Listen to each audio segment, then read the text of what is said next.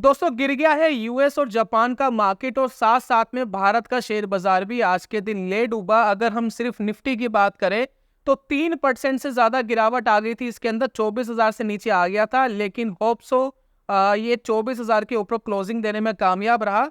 और bank Nifty भी 50,000 के नीचे आ गया था, लेकिन 50,000 से ऊपर ये क्लोजिंग देने में कामयाब रहा। 2.5% के आसपास गिरावट बैंक निफ्टी में देखने को मिली। तो आज की वीडियो के अंदर दोस्तों बात करने वाले हैं कि क्या हो रहा है यूएस मार्केट के अंदर और क्या चल रहा है जापान के अंदर। भारी भरकम शब्दों का यूज नहीं करेंगे। न्यूज के अंदर जो भी आपने भारी भरकम शब्द सुने होंगे कि कैरी ट्रेड के बारे में सुना होगा, जापानीज येन के अंदर कुछ हो रहा है, बेरोजगारी दर बढ़ गई, इन सबको बहुत ही सिंपल और आसान भाषा में समझाएंगे और उम्मीद करते हैं कि हम इसको समझाने में कामयाब हो पाएंगे। साथ ही साथ दोस्तों ये सभी चीजें तो देखिए चलती रहेगी बाजार के अंदर। कभी अच्छी इकोनॉमी कंडीशन होती है, कभी इकोनॉमी कंडीशन खराब होती है, ये चलता ही रहेगा। आपको कॉमन सेंस से किस तरीके से मार्केट में प्ले करना चाहिए, वीडियो के एंड में कॉमन सेंस वाली बहुत ही बढ़िया चीज बताऊंगा। और जो आप ऑप्शंस का इस्तेमाल करते हैं ना ट्रेडिंग करने के लिए, कहां पर ऑप्शन का इस्तेमाल सही में करना चाहिए, उसकी बेहतरीन जानकारी आपको वीडियो के एंड में दूंगा। तो चलिए वीडियो के अंदर सीखते हैं इन सभी चीजों को और समझते हैं कि क्या हो रहा है पूरी दुनिया के अंदर।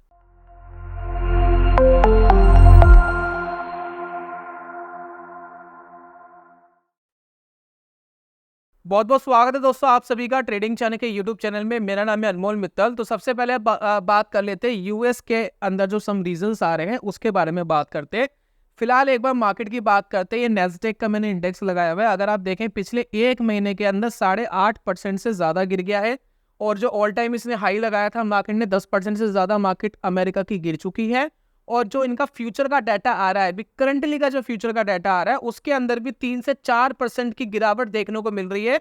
अब जो यूएस मार्केट रात को खुलेगी, शाम को खुलेगी, तब एग्जैक्ट पता लगेगा कि आज के दिन और यूएस मार्केट कितना गिरने वाली है। तो जब तक ये वीडियो आपको मिलेगी तब तक यूएस मार्केट खुल चुकी होगी। तो एक बार लाइव देख लेना कि यूएस मार्केट के अंदर क्या चल रहा है।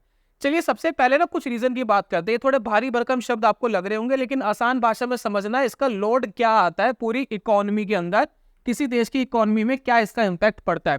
सबसे पहला दोस्तों रीजन आ रहा है कि यूएस अनएम्प्लॉयमेंट रेट जो है वो 4.3% बढ़ गया, जो पिछले साल से 1% ज्यादा बढ़ गया। तो सीधी भाषा में बात करें कि अगर 100 लोग हैं जिनको नौकरी चाहिए तो 100 में से 96 लोगों को ही नौकरी मिल पा रही है, 4% लोगों को नौकरियां नहीं मिल रही है। तो अगर इनको नौकरियां नहीं मिल रही है तो उसका क्या इंपैक्ट गवर्नमेंट के ऊपर पड़ता है। पहली चीज, अगर इनकी नौकरियां यानी अनएम्प्लॉयमेंट रेट बढ़ रहा है तो उसका सीधा सीधा मतलब ये है, यानी दोस्तों जो कंपनियां हैं वो इतनी नौकरियां जनरेट नहीं कर पा रही है, जिसका इंपैक्ट सीधा पड़ता है गवर्नमेंट में। तो अगर कंपनियां इस तरीके से अगर ग्रो नहीं करेगी, एम्प्लॉयमेंट नहीं दे पाएगी, तो कहीं ना कहीं अंदर टैक्स की कमी आएगी। साथ में अमेरिका के अंदर सोशल सिक्योरिटी बहुत होती है। सोशल सिक्योरिटी का सीधा मतलब ये होता है कि अगर आपकी नौकरी नहीं लग पा रही है तो गवर्नमेंट आपको एक भत्ता भी देती है, बेरोजगारी भत्ता जिसे कहते हैं, जिससे वो अपने कॉमन खर्चे वगैरह चला सके। हालांकि वहां की जो गवर्नमेंट की सर्विसेज होती है वो कमाल की होती है। बच्चे जिन स्कूलों के अंदर पढ़ते हैं वो ज्यादातर सरकारी स्कूल के अंदर ही पढ़ते हैं अमेरिका में। बहुत ही रेयर जो है वो प्राइवेट स्कूल के अंदर बच्चे पढ़ते हैं। जो सेलिब्रिटीज वगैरह है, जहां पर जिनके पास बहुत ही तगड़ा पैसा है, वो जाकर के पब्लिक स्कूल के अंदर, मतलब प्राइवेट स्कूल के अंदर पढ़ेगा। अमूमन पब्लिक स्कूल जिसको हम गवर्नमेंट स्कूल कहते हैं, ज्यादा वहां पढ़ते हैं। तो सोशल सिक्योरिटी वहां बहुत ज्यादा है, तो उसका सीधा इंपैक्ट गवर्नमेंट के ऊपर बर्डन पड़ता है कि इन लोगों के बारे में कुछ ना कुछ पे करना पड़ेगा गवर्नमेंट को। प्लस इन लोगों से टैक्स नहीं बढ़ेगा। जितनी अनएम्प्लॉयमेंट बढ़ेगी उतने टैक्स के अंदर कमी आएगी, तो पूरी इकोनॉमी के अंदर इसका बहुत ही अच्छा खासा असर पड़ता है। सोशल सिक्योरिटी वहां देनी पड़ती है गवर्नमेंट को, इसका बहुत इंपैक्ट पड़ता है। तो पहला दोस्तों ये रीजन समझ में आ गया कि अनएम्प्लॉयमेंट बढ़ रहा है तो इकोनॉमी के लिए अच्छा नहीं है, बेरोजगारी दर बढ़ रही है, इकोनॉमी के लिए अच्छा नहीं है, पहला रीजन। सेकंड दोस्तों बात करते हैं, जियो पॉलिटिकल टेंशन बनी हुई है मिडिल ईस्ट में काफी टाइम से। आप देख रहे हो इजराइल, ईरान वगैरह, ये लेबनान, ये बहुत सारी कंट्री आपस में भिड़ रही है, जिसका एक टेंशन बनी हुई है। और जब इस तरीके की टेंशन बनती है तो व्यापार कहीं ना कहीं डिस्टर्ब होता है। प्लस जो वेपन्स है उसके ऊपर बहुत खर्चा होता है, रक्षा के ऊपर बहुत खर्चा होता है, तो कहीं ना कहीं इकोनॉमी के अंदर इंपैक्ट आता है। तो सीधी भाषा में या तो लड़ सकते हैं या व्यापार कर सकते हैं, दोनों में से एक ही काम हो सकता है। तो लड़ाइयाँ जितनी ज्यादा बढ़ेगी तो व्यापार उतना ज्यादा कम होगा, उतना ज्यादा डेट बढ़ेंगे, उतना ज्यादा खर्चा होगा, उतनी ज्यादा टेंशनें बढ़ेगी। तो ये एक मिडिल ईस्ट की टेंशन जो है वो बनी हुई है। साथ में देखिए अभी रिसेंटली हमें एक न्यूज़ सुनने को मिली कि वॉरेन बफेट साहब, जिनकी जो कंपनी है वर्कशेयर हैथवे, उन्होंने कट कर दिए एप्पल का स्टेक, यानी अपने पोर्टफोलियो के अंदर एप्पल के 50% शेयर बेच दी है और कैश में जाकर के वो बैठ गए। तो हैवी कैश के अंदर वॉरेन बफेट साहब बैठे हुए हैं, जिसका एक अंदाजा ये लगाया जाता है कि जब दुनिया का सबसे बड़ा इन्वेस्टर अगर कैश में ज्यादा बैठ गया तो कहीं ना कहीं उसको भी टेंशन है कि रिसेशन आ सकता है, मार्केट यहाँ से डाउन हो सकती है। वो भी वेट कर रहा है कि मार्केट गिरे तब जाकर के वो री इन्वेस्ट करे। तो ये कुछ यूएस की टेंशन है, लेकिन मेन रीजन पता है क्या है? मेन माहौल बिगाड़ा है जापान ने। जापान ने माहौल कैसे बिगाड़ा वो अगर आप सुनेंगे तो बड़ा इंटरेस्टिंग है। तो दोस्तों मार्केट के अंदर जो मेन विलन है वो है जापान। मार्केट का बेसिकली माहौल खराब करने में मेन जो भूमिका है वो जापान की है। अगर हम इनका इंडेक्स देखें, जो निकाई देखें, आज के दिन सर्किट लग गया था खुलने के कुछ देर बाद, प्लस 15% तक नीचे गिर गया था, लेकिन क्लोजिंग 12.5% के आसपास हुई। और जो दशकों पहले ऐसी गिरावट इसके अंदर देखी गई थी जापान में, प्लस अगर हम एक महीने का डाटा देखें 23% से ज्यादा जापान का निकाई गिर चुका है।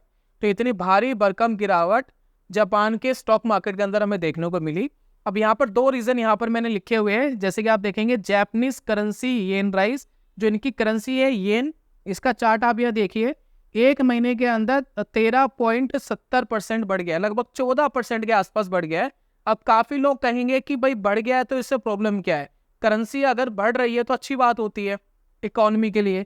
अब मैं इसका रीजन बताऊंगा। प्लस आप देखिए इसके बढ़ने से एक इशू क्रिएट हुआ, वो इशू क्रिएट हुआ कैरी ट्रेड का।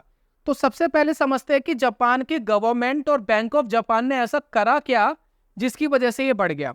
तो जापान की गवर्नमेंट ने दोस्तों करा ये पिछले कुछ महीनों से बैंक ऑफ जापान और जापान की गवर्नमेंट लगी हुई है कि जो इनका येन है उसको राइज कैसे किया जाए, क्योंकि ये 38 साल के लो पे था, 38 ईयर्स के लो पे था।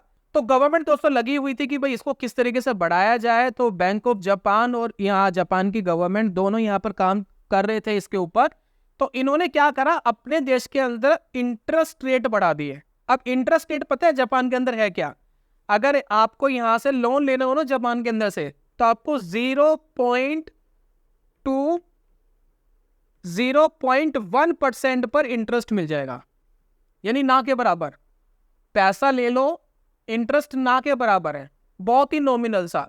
या तो आपको फ्री में पैसा मिल जाएगा, फ्री में ले लो और चुका देना, या बहुत नॉमिनल सा 0.1% का रेट ऑफ इंटरेस्ट लगता है। तो जापान की गवर्नमेंट ने अपनी करेंसी राइज कराने के लिए इंटरेस्ट रेट बढ़ा दिया।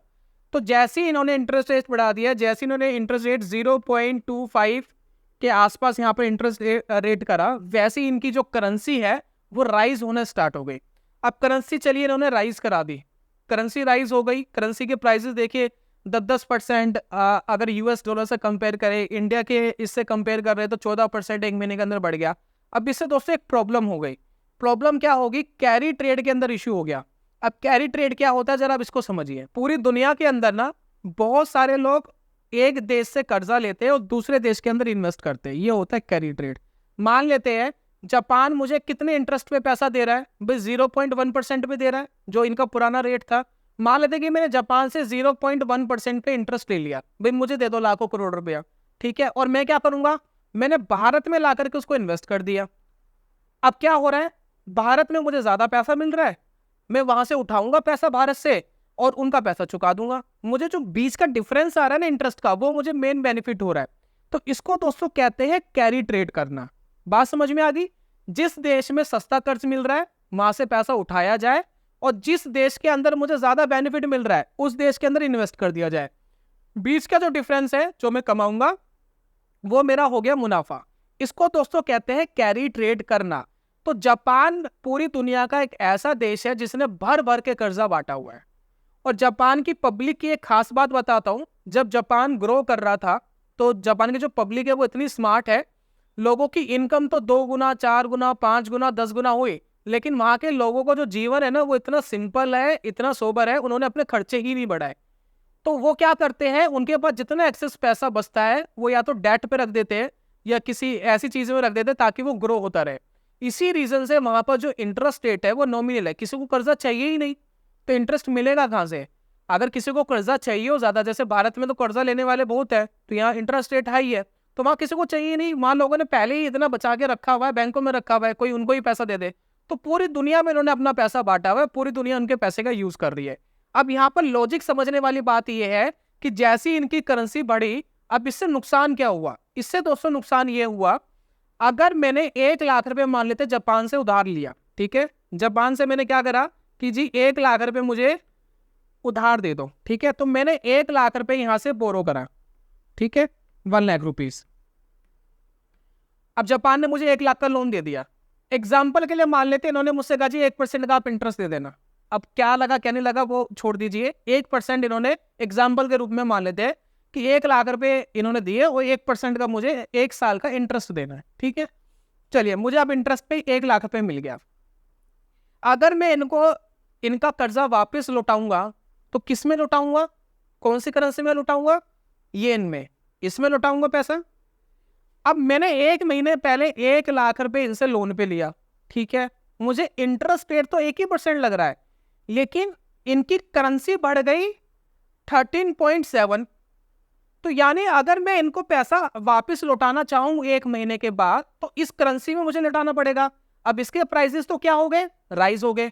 अगर इसके प्राइसेस राइज हो गए तो इंटरेस्ट रेट बेशक ही 1% लगा, लेकिन मुझे 1,14,000 रुपए पे करने पड़ेंगे क्योंकि इनकी करेंसी की वैल्यू बढ़ गई।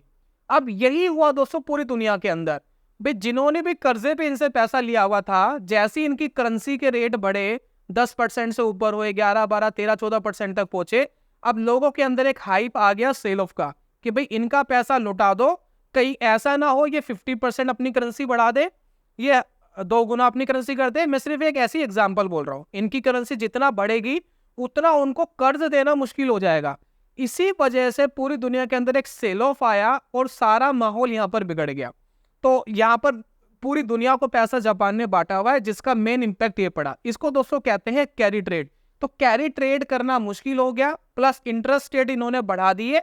इसी वजह से ये मेन माहौल यहाँ पर बिगड़ा, जिस वजह से इनकी इकोनॉमी के ऊपर भी असर आया और यहाँ की स्टॉक मार्केट भी गिर गई। तो उम्मीद करता हूं दोस्तों ये चीज आपको समझ में आ गई होगी, क्या चल रहा है इकोनॉमी के अंदर यूएस एंड जापान में। उम्मीद करता हूं आपको समझ में आ गई है, और अगर आपको समझ नहीं आई है तो मैं तहे दिल से माफी मांगता हूं कि मैं आपको समझाने में कैपेबल नहीं हो पाया। अब दोस्तों मेन यहाँ पर समझने वाली बात है कॉमन सेंस की। कॉमन सेंस क्या है?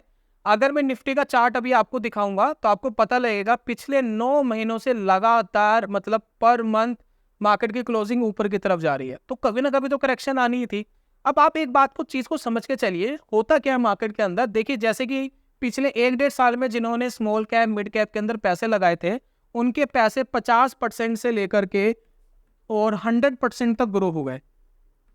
इतना जबरदस्त रिटर्न हमें देखने को मिला पिछले कुछ 1-1.5 साल के अंदर। आप देखेंगे तो मिड एंड स्मॉल कैप बहुत रच के भागे, रेलवे के स्टॉक रच के भागे। तो जब आपने 50% से लेकर 100% तक का मुनाफा बना लिया है, तो आपको मार्केट के अंदर हमेशा देने की भी तैयारी करनी चाहिए। मार्केट हमेशा ना तो ऊपर जाता है, मार्केट ना हमेशा नीचे गिरता है। तो मार्केट अगर ऊपर जा रहा है तो कभी तो गिरेगा, मार्केट नीचे आ रहा है तो कभी तो गिरेगा। कोई ना कोई इवेंट तो मार्केट को चाहिए, कोई ना कोई रीजन तो चाहिए। अब ये रीजन मिल गया तो मार्केट गिर गया। तो यहाँ पर आपको बहुत ज्यादा पैनिक होने की जरूरत नहीं है। आप इसको एक हेल्थी करेक्शन की तरह ही सोचे। आप इसको हेल्थी करेक्शन की तरह सोचेंगे तो आपको समझ में आएगा कि बाजार के अंदर ऐसे इवेंट भी आए हैं जिसके बारे में लोगों को पता ही नहीं कि दुनिया बचेगी या नहीं बचेगी। जिस तरीके से कोरोना आया था, लोग मर रहे थे, वैक्सीन नहीं थी, ये नहीं पता था कि दुनिया बचेगी नहीं बचेगी। जब वहां से लोग रिकवर कर गए तो ये तो रिसेशन नहीं है। तो यहाँ पर आपने अगर 50% से लेकर 100% तक कमाया तो मार्केट को देने की भी तैयारी करिए। आपको यहाँ पर प्रोटेक्ट करके चलना है अपने आप को। तो आज जब मार्केट गिरा तो मेरा भी पोर्टफोलियो डाउन हुआ, जिन्होंने इन्वेस्ट करा उनका भी डाउन हुआ होगा। तो अगर आपका पोर्टफोलियो डाउन हुआ तो यहाँ पर ऐसे भी कुछ लोग हो गए जिन्होंने पैनिक में आके सेल करा। क्यों करा?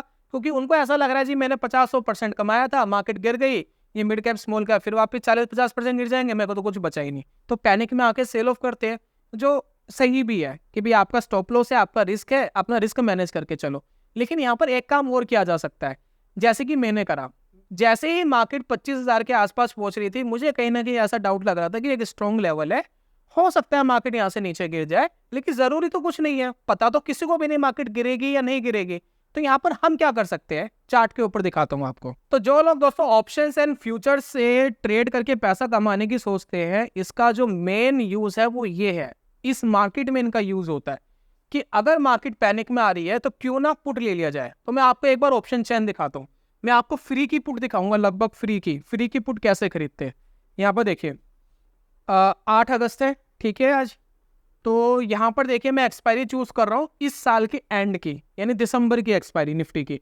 इतनी दूर का आप ऑप्शन बाय कर सकते हैं, मैंने करा हुआ है, ठीक है। अब ये ऑप्शन चैन है जो 26 दिसंबर 2024 को एक्सपायर्ड होगा कॉन्ट्रैक्ट ये। अब ये देखिए कि मार्केट है 24,000 पर, ठीक है। कितने पर है मार्केट? मार्केट कितने पे है दोस्तों? 24,000 पर। तो इसका पुट कितने रुपए का मिल रहा है? 650 रुपए का पुट मिल रहा है, 650 का। अगर इसको मल्टीप्लाई बाई 25 कर दोगे लगभग 15-16 हजार रुपए की वैल्यू है इसकी। तो क्या कर सकते हैं हम? इसको खरीद लिया जाए और अपने पोर्टफोलियो को हैच कर लिया जाए। अगर मार्केट यहां से मान लेते 20,000 तक गिरती है, मैं ये नहीं कह रहा कि गिरेगी या नहीं गिरेगी, हो कुछ भी सकता है, हो सकता है कल से मार्केट ऊपर चली जाए। लेकिन अगर मार्केट यहां से गिरती है, 20,000 पे मार्केट जाती है, तो आपको 3-3.5 हजार रुपए का प्रॉफिट दे देगी, यानी 70,000 रुपए 80,000 रुपए ये पुट आपको दे देगी। तो जो आपका पोर्टफोलियो के अंदर नुकसान होगा उस नुकसान को कहीं ना कहीं रिकवर कर देगा। और अगर आपने मार्केट से पिछले कुछ टाइम में 1 लाख रुपए, 2 लाख रुपए, 3 लाख रुपए कमाए हैं, तो उसमें से अगर 15-20 हजार रुपए की पुट प्रोटेक्शन के लिए ले लोगे तो कोई फर्क नहीं पड़ता। दूसरा, आप कहोगे जी मार्केट ऊपर चला गया तो ये 15-20 हजार रुपए हमारे खराब हो गए। अगर मार्केट ऊपर चला गया तो आपका पोर्टफोलियो भी तो रिकवर करेगा, वो भी तो पैसे देगा। तो यहां पर चीजों को समझना है कि आपने अगर पैसा कमाया है पिछले कुछ टाइम में, तो थोड़ा मार्केट को देने के लिए तैयार रहिए। तो इस तरीके से पुट लेकर के अपने आप को हैज किया जा सकता है। और अभी दोस्तों मैंने बात करी थी कि फ्री की पुट कैसे मिलती है। अब जरा इसको समझिए। भैया हमने 24,000 पे मार्केट चल रहा है, 24,000 की पुट देख ली, ठीक है। अब ये देखिए 25,000 वाली पुट, एक पुट ये भी है, इसकी वैल्यू क्या चल रही है? 1,064 रुपए, 1,064 वैल्यू है। मार्केट कहाँ चल रहा है? 24,000। तो इसके अंदर जो मनी नेस है वो मनी नेस कितना है भाई? 1,000 रुपया तो मनी नेस ही है। अगर मार्केट 24,000 पे ही एक्सपायर्ड हो जाती है दिसंबर में, 24,000 के आसपास ही मार्केट अगर रहती है, तो ये 1,000 रुपए का नुकसान आपका हुआ क्या? कुछ भी नहीं, 50-100 रुपये तो हुआ। देखिए 1,064 की तो मिल रही है। और अगर मार्केट चली गई मान लेते हैं 20,000 पर, तो 4,000 का प्रॉफिट देकर जाएगी। और अगर मार्केट 25,000 पे क्लोज कर गई इस साल के एंड में, तो आपको 1,000 रुपए का नुकसान हो जाएगा। 1,000 रुपए का मतलब 25,000 रुपए की पुट होती है ये, उतना आपको नुकसान हो जाएगा। और मार्केट 26,000 27,000 पे चली गई तब भी आपका नुकसान तो सीमित है, लेकिन आपका पोर्टफोलियो बहुत अच्छा बढ़ चुका। प्लस दोस्तों चार्ट के ऊपर एक चीज और दिखाता हूँ। हर एक राउंड फिगर के ऊपर मार्केट को तोड़ देने में तकलीफ आई है, तो वो सारे राउंड फिगर दिखाता हूँ। एक 25,000 का लेवल है, अभी तो टूटा नहीं था, इसके आसपास आया था लेकिन मार्केट रुक गया। उसके बाद देखिए 20,000 का लेवल, हर 5,000 के नीचे का लेवल पे देखिए मार्केट ने क्या रिएक्शन दिया है। तो ये देखिए ये 15,000 था यहाँ पर, इस 15,000 को मार्केट में तोड़ने में देखिए कितनी मशक्कत करी, तो कितना कंसोलिडेट हुआ, उसके बाद ये लेवल टूटा। तो 15,000 के आसपास मार्केट काफी कंसोलिडेट हुआ था, तो उसको तोड़ने में मार्केट को काफी प्रॉब्लम हुई थी। 20,000 का जो लेवल है देखिए 1 2 3 4 5, ये मंथली चार्ट है। 5 मंथ मार्केट वहीं की वहीं रुका रहा था, कंसोलिडेट करता रहा था, फिर देन उसको ब्रेक करा था, फिर सीधा 25,000 पर पहुंचा 20,000 तोड़ने के बाद, ठीक है। उसके बाद 10,000 का लेवल दिखाता हूँ। 15,000 वाला देख लिया, 10,000 वाला लेवल देखिए। जब मार्केट ने फर्स्ट टाइम 10,000 के आसपास क्रॉस करने की कोशिश करी थी, तो ये देखिए ये है 10,000 के आसपास का लेवल। यहाँ पर मार्केट को देखिए कितनी मशक्कत हुई थी, 10,000 को तोड़ने में मार्केट को मशक्कत हुई थी। एवरी 5,000 पॉइंट मार्केट के अंदर कुछ ऐसा होता है जिसमें मार्केट को ब्रेक करने में प्रॉब्लम होती है, साइकोलॉजिकल रेजिस्टेंस होते हैं। ये देखिए अब ये 5,000 का लेवल देखिए, 2010 की बात है, तो 5,000 के आसपास देखिए काफी कंसोलिडेट हुआ था मार्केट। और देन उसके बाद ये देखिए ऊपर जाने के बाद वापस इसके आसपास गिरा था, फिर वापस तोड़ा था। तो ये जो राउंड फिगर वाले लेवल्स होते हैं, यहाँ पर मार्केट के अंदर एक स्ट्रॉन्ग रेजिस्टेंस होते हैं, मार्केट इतनी जल्दी ब्रेक करता नहीं है। तो कुल मिलाकर के दोस्तों ये था आज की वीडियो के अंदर। जब मार्केट में आप इन्वेस्टमेंट करते हैं तो सबसे पहले ये सोचिए कि अगर मार्केट मेरे अगेंस्ट में जाती है तो मेरे पास प्लान बी क्या है। अगर आपके पास प्लान बी है, आप अपना पैसा बचा सकते हो। बचाने का मतलब ये नहीं है कि आपने 100 रुपये लगाए तो 100 रुपये के 100 रुपये ही बचाने हैं, तो रिस्क ही खत्म हो जाएगा मार्केट में, तो रिवॉर्ड भी खत्म हो जाएगा। भाई उस 100 रुपये में से आप मार्केट को 10 रुपये दे सकते हैं, 20 रुपये दे सकते हैं, 30 रुपये दे सकते हैं। अगर आप इसकी प्लानिंग बना लेंगे, जी मुझे 100 रुपये अगर मैंने मार्केट में लगाए तो मैं 10-20 रुपये मार्केट को ईजिली दे सकता हूँ, और उससे नीचे अगर मार्केट गिरती है तो मेरी हैजिंग है, मेरे को पुट बचा लेगी। तो यही था दोस्तों फाइनली इस वीडियो के अंदर। उम्मीद करता हूँ कि अच्छी नॉलेज आपको मैं देने में कामयाब हो पाया हूँ आज की वीडियो में। वीडियो वाइंड अप करने से पहले एक इंपॉर्टेंट अनाउंसमेंट ये है कि हमने अपने सब्सक्राइबर्स के लिए लॉन्च करा है इंट्राडे ट्रेडिंग कोर्स, जिसके अंदर हमने बताया कि कैसे आप रियलिस्टिक टारगेट की अप्रोच रख सकते हैं, मार्केट में पैसा कमाने का सही स्ट्रेटेजी आपकी क्या होनी चाहिए, क्या साइकोलॉजी आपकी होनी चाहिए, कि किस तरीके से आप मार्केट के अंदर चीज़ों को प्ले कर सकते हैं, किस तरीके से ब्रोकरेज एंड गवर्नमेंट के टैक्सेस हार्म करते हैं आपकी ट्रेडिंग के ऊपर। इन सभी के बारे में दोस्तों डिटेल्ड बात करी है और बहुत कम समय के अंदर बहुत ज़बरदस्त जानकारी हमने इस कोर्स के अंदर दी है।